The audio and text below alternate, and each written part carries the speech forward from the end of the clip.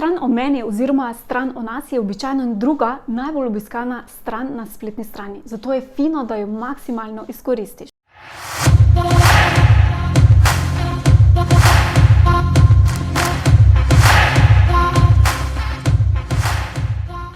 V tem videu bom s tabo delila 6 ključnih elementov strani o meni oziroma o nas in s tabo bom delila še nekaj dodatnih trikov, kaj je fino biti pozoren, kako oblikovati to stran in pa česa definitivno ne vključiti na to stran. Kljub temu, da je stran o meni oziroma o nas zelo pomembna na tvoji spletni strani, pa jo veliko podjetnikov zanemarja in jo jemlje kot eno tako breme, pač nekaj, kar morajo narediti. V resnici pa je ta stran ena velika, super priložnost, kjer te tvoje idealne stranke lahko veliko bolje spoznajo, te začutijo in se začne graditi odnos in zaupanje. Stran o nas oziroma stran o meni pa bi morala odgovoriti na dve ključni vprašanji. Prvo vprašanje, na katero bi moral odgovoriti, je, zakaj bi te moral oziroma morala poslušati. In drugo vprašanje je, zakaj bi sodeloval oziroma sodelovala ravno s tabo. In ker večina podjetnikov ne odgovori na ti dve vprašanji, je tukaj zate ena velika priložnost, da izstopiš iz konkurenca. Gremo kar na 6 elementov, ki bi jih morala vključevati vsaka dobra in učinkovita stran o meni oziroma stran o nas. Prvi element je privlačen naslov. Prvo, kar vidi obiskovalec na strani, ko jo odpre, je naslov. In naslov o meni oziroma o nas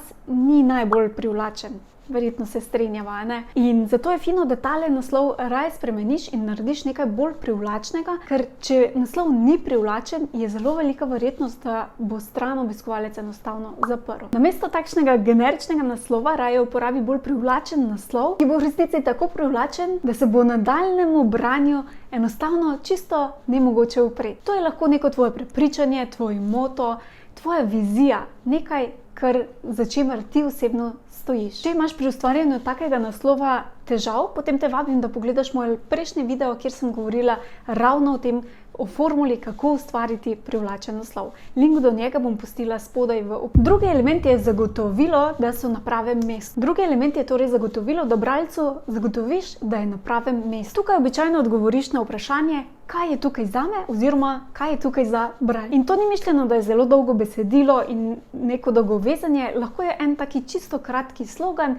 ki je zelo udaren in privlačen. Hkrati pa pojasni, kaj je tukaj za bralca. Tretji element je zakaj ti. V tretjem delu torej pojasniš, zakaj si za bralca ti prava izbira. Zakaj oziroma po čem se ti razlikuješ od drugih. Če imaš in je tudi smiselno, lahko deliš tudi kakšne svoje certifikate. Ali pa lahko deliš tudi svojo zgodbo. Kje si začel, kako se je razvijala tvoja pot, kako si nabiral izkušnje in pa znanja, mogoče tudi kje si se izobraževal in kakšna je bila tvoja pot, da si prišel do tega strokovnjaka oziroma strokovnjakinjo, kot si zdaj. Tudi to seveda ni mišljeno, da bo zelo obširno in vsak korak posebej, ampak ena taka kratka zgodba, ki je tudi fino, da je napisana v obliki zgodbe, ker se bo tako bralec veliko lažje vživel v tvojo zgodbo in se tudi povezal s tabo in začel graditi zelo dobre pozitivne odnose. Četrti element je predstavi sodelovanje. Ko bralec spozna tvojo zgodbo in tebe osebno, kako si prišel do tega strokovnjaka oziroma strokovnjakinjo, ki si sedaj, je čas, da mu predstaviš še, kako mu lahko ti pomagaš. Kakšna je tvoja pot, kakšna je pot te transformacije, če seveda pride do neke transformacije. Deliš pa lahko seveda tudi svoj postopek, kako poteka sodelovanje s tabo. Na tem mestu lahko deliš tudi prednosti sodelovanja s tabo, mogoče kakšne izjave zadovoljnih strank ali pa social proof, kot bi lahko rekli, ali pa mogoče tudi kakšen bolj takšen statističen podatek, naprimer koliko strankam si že pomagal do neke transformacije.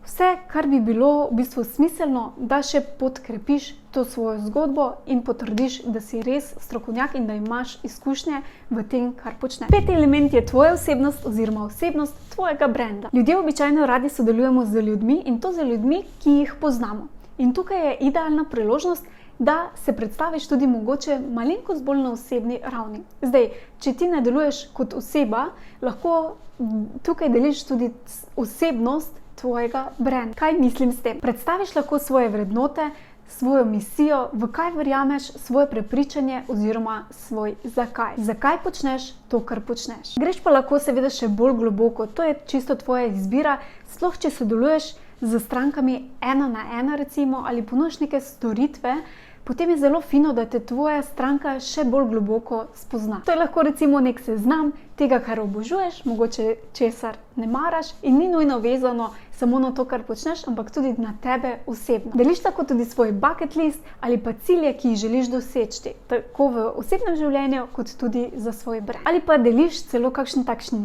vprašalnik oziroma mini kviz, kjer so kratka vprašanja in kratki odgovori, da te stranka še hitreje in na zabaven način še bolj spozna. Popolnoma se pusti kreativi, lahko si izmišljiš čisto kaj novega, čisto kaj svojega in pa ta del je namenjen v bistvu temu, da te tvoja stranka bolj osebno spozna. Kot pravi Simon Sinek, people don't buy what you do, they buy why you do it, and what you do simply proves what you believe. In če probam to prevesti v slovenščino, bi to pomenilo, da ljudje v bistvu ne kupujejo to, kar ti prodajaš, ampak kupijo, zakaj ti to prodajaš. In ta tvoj zakaj temelji na tvojih prepričanjih. 6. element je klic k akciji oziroma CTA. Ta del je najbolj pomemben, ampak tudi najpogosteje izpuščen na stran o meni oziroma o nas. To je korak, v katerem bralca povabiš, da naredi nek najbolj smiselni naslednji korak. Mogoče je to rezervacija termina za posvet s tabo, mogoče je direkten nakup, mogoče je vabilo na brezplačno ponudbo, mogoče je kaj čisto tretjega, nekaj, kar je najbolj smiselno za tvojo idealno stranko. To je 6 elementov, ki so potrebni za bolj učinkovito stran o meni. Sem pa ti obljubila še nekaj dodatnih trikov oziroma nasvetov, ki lahko pomagajo še dodatno tvoji strani o meni. Prvi bonus nasvet je, da vključiš fotografije. Fotografije, na kateri si ti osebno, tvoja ekipa, če jo imaš, mogoče kakšne fotografije iz zakulisja ali pa celo posnameš kak video. S temi fotografijami bralcu v bistvu se še dodatno približaš in mu pojasniš, da je za tem brandom res živa prava oseba, ki se ne skriva. Drugi bonus nasvet je, da besedilo razbiješ v čim manjše koščke.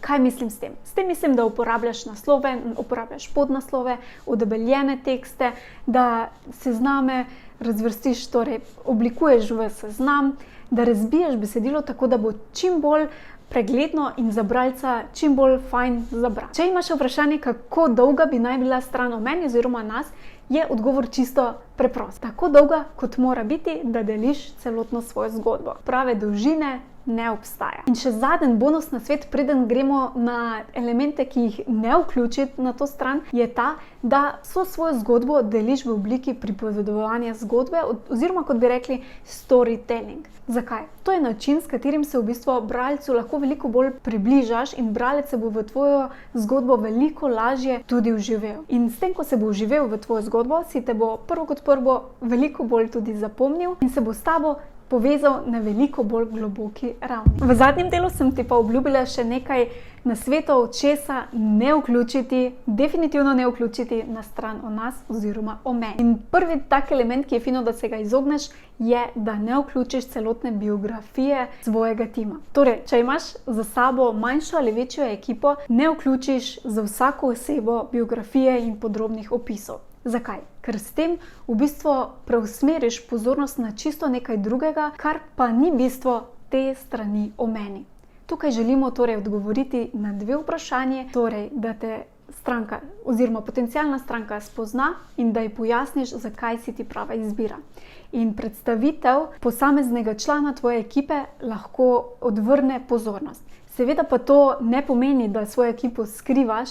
Če želiš, jo seveda lahko predstaviš in to je veliki plus, lahko deliš njihovo fotko, njihovo ime, mogoče za neko zabavno dejstvo o njih in to je to. Druga zadeva, ki jo vidim precej pogosto, pa veliko krat naredi skoraj več škode kot koristi, je, da stran o meni začneš z rodil oziroma rodila sem se in potem nadaljuješ. Stran o meni ni tvoj življenjepis, zato je zelo fino, da to popolnoma izključiš in nikoli tega ne začneš.